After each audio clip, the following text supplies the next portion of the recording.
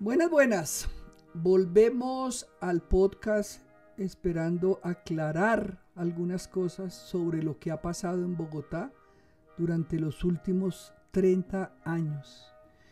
Ya nos aproximamos a las elecciones de octubre y la campaña por la alcaldía de Bogotá comenzará en abril realmente.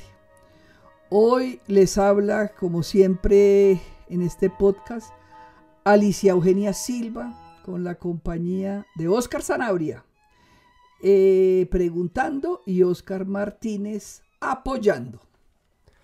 Alicia, cuéntanos cuáles son las razones del deterioro de Bogotá y qué nos han dejado las administraciones del Polo, la Colombia Humana y la Alianza Verde.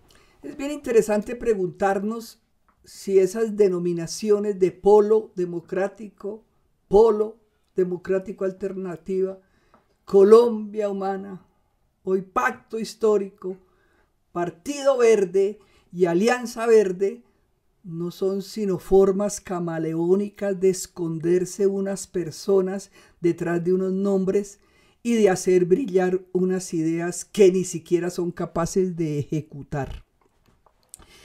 Creo que lo más interesante podría ser comenzar por analizar a cada uno de los alcaldes de estas administraciones, de esos partidos que antes que partidos son empresas electorales. Comencemos entonces por Lucho. Luis Eduardo Garzón, el primer alcalde de esta saga de partiduchos que manejaron Bogotá, fue quien sucedió a Antanas Mockus. Y mi padre siempre le dijo a Antanas que él se iba a convertir en el Kerensky colombiano. Jamás me imaginé que hace unos meses su esposa llevara a Antanas a entregarle a Petro los destinos de Colombia. Pero volvamos a Lucho. Siempre se oyó que en la última semana de la campaña de Luis Eduardo Garzón a la alcaldía de Bogotá entró muchísimo dinero a la ciudad. Yo nunca supe de qué cifras se hablaba precisamente, ni de dónde venía el dinero, pero lo cierto fue que por primera vez llegaron al gabinete distrital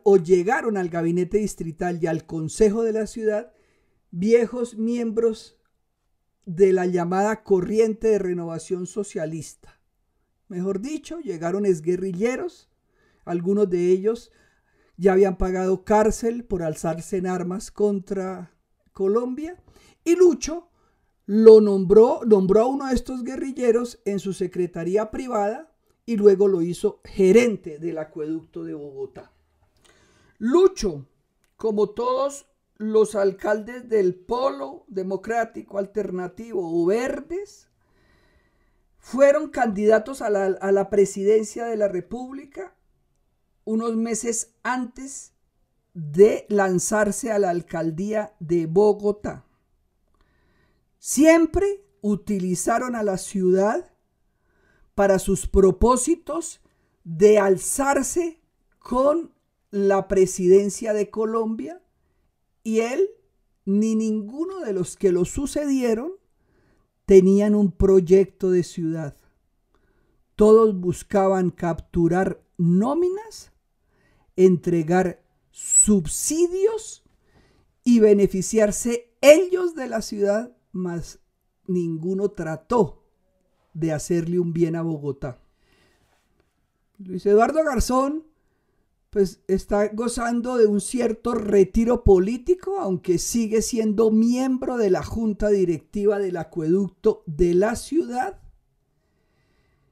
y logró ser alcalde de Bogotá como miembro del Polo Democrático, con el apoyo del Partido Verde, controlado por los viejos guerrilleros del M-19, y con toda la izquierda que se agrupó a través unas veces del Polo Democrático y otras más tarde del Polo Democrático Alternativo.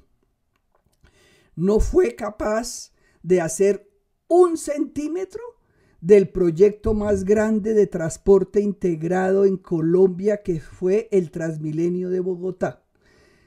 El Transmilenio lo inauguró Peñalosa, parte del Transmilenio lo diseñó Antanas Mockus y el señor Lucho paró el desarrollo de este proyecto. Lo único que hizo fue firmar casi que a escondidas el primer contrato del gran escándalo de corrupción de Bogotá, cual fue el carrusel de la contratación. Durante su gobierno también crecieron fuertemente escándalos de corrupción que solo se comenzaron a destapar en el siguiente periodo en las alcaldías locales de la ciudad de Bogotá. Sigamos ahora entonces con Samuel Moreno y Clara López. A ver, Samuel Moreno y Clara Eugenia López Obregón llegaron a la alcaldía de Bogotá como miembros del Polo Democrático y con el beneplácito de buena parte, si no casi toda la clase política de la ciudad, excepción hecha de algunos uribistas bogotanos.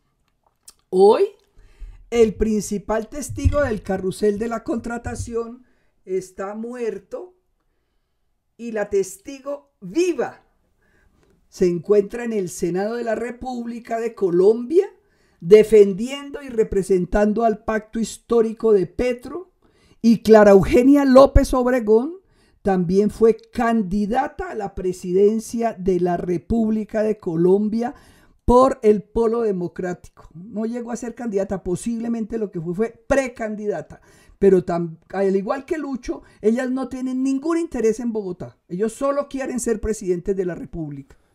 ¿Y qué nos puedes decir de Gustavo Petro?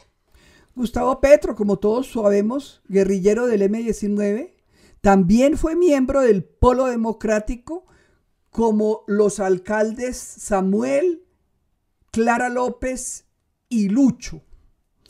Y ganó las elecciones gracias a que un ministro de Santos, una consejera del mismo presidente y un joven político de extracción liberal le disputaron los votos a Enrique Peñalosa. Me estoy refiriendo a los que en ese momento eran jóvenes: Gina Parodi, David Luna y Carlos Fernando Galán. Los escándalos de corrupción de los candidatos del Polo, representados en Samuel y Clara López en esa administración nefasta del carrusel de la contratación, fueron de tal magnitud que solo dividiendo los votos que no eran de la izquierda radical, logró Gustavo Petro, en alianza o contubernio con el gobierno nacional, alzarse con el 33% de la votación y derrotar a Peñalosa como retaliación por el apoyo que el presidente Álvaro Uribe le dio a Enrique Peñalosa en esas elecciones. Petro hoy es presidente de Colombia, pero al igual que Lucho, Clara fue candidato varias veces a la presidencia de la República antes de ser alcalde de la ciudad de Bogotá. Los grandes escándalos de corrupción de la administración distrital durante el gobierno de Petro fueron las basuras y la creación de nóminas en el acueducto de Bogotá y en todo el distrito capital, que hoy desangran las arcas del distrito y son la fuente de la compra de votos más caros y más ocultos de las elecciones de la ciudad y de Colombia. Bueno, y ahora sigamos con Claudia. Claudia López, apoyada por la mayor parte de la izquierda, de la mal llamada izquierda capitalina, logró alzarse con la alcaldía de la ciudad después de ser ella candidata a la vicepresidencia por el Partido Verde. Su mayor escándalo de corrupción, por el que no ha recibido ni un titular realmente en contra, es haberse gastado más de 300.000 millones de pesos en una consulta anticorrupción que dice la gente que vale más que una elección presidencial, y lo hizo para hacerse elegir diciendo que lo que la gente quería oír sin haber combatido ella la corrupción y por su parte haber desatado el clientelismo en unas proporciones que Bogotá no conocía desde 1994.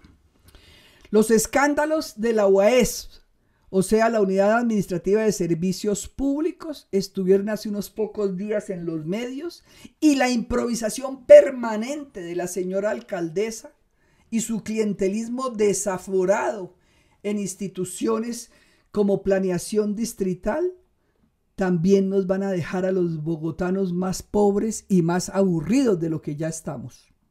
Ha sido tan descarado el clientelismo que tanto Claudia como Adriana Córdoba se aprovecharon de Mockus ya enfermo para sacar unas cuantas vallas y para mostrarse tocando un piano junto a Antanas, para renglón seguido, como agradecimiento, nombrara a la mujer de Antanas directora de planeación distrital, sin estar esta señora preparada para esa labor.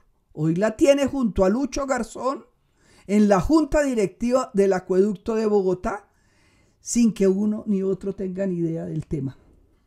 Para concluir, el problema de Bogotá no es de izquierda o derecha. El problema de Bogotá es que ninguno de los alcaldes de izquierda, ni Lucho, ni Petro, ni Clara, ni Claudia, han tenido un modelo de ciudad. Ellos solo tienen un discurso profundamente ideologizado y llegaron al primer cargo de la ciudad sin haber administrado siquiera un parqueadero. Pasaron de ser líderes sindicales, como en el caso de Lucho, o congresistas, como el resto de los señores alcaldes de las últimas décadas, a ser administradores de una ciudad con más habitantes y más ciudadanos que muchos países centro y suramericanos.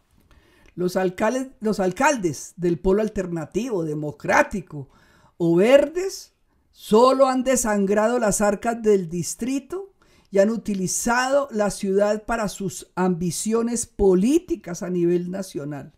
Las únicas administraciones distritales de los últimos 30 años exentas de escándalos de corrupción fueron las de Mockus y Peñalosa. Y aunque uno y otro aspiraron a la presidencia de la República de Colombia después de ser alcaldes de Bogotá, no utilizaron a la ciudad para sus aspiraciones políticas, sino que administraron Bogotá con gabinetes de talla ministerial, con logros sobresalientes a nivel local, nacional, y la administración primera de Mockus fue modelo a nivel mundial. Bueno, despidámonos por hoy y estoy casi que segura que la próxima semana seguiremos hablando de Bogotá, porque de abril a octubre tenemos que tener claro a quién queremos que dirija esta ciudad después de que Bogotá fue posiblemente el bastión fundamental para que Petro se alzara con la presidencia de la República.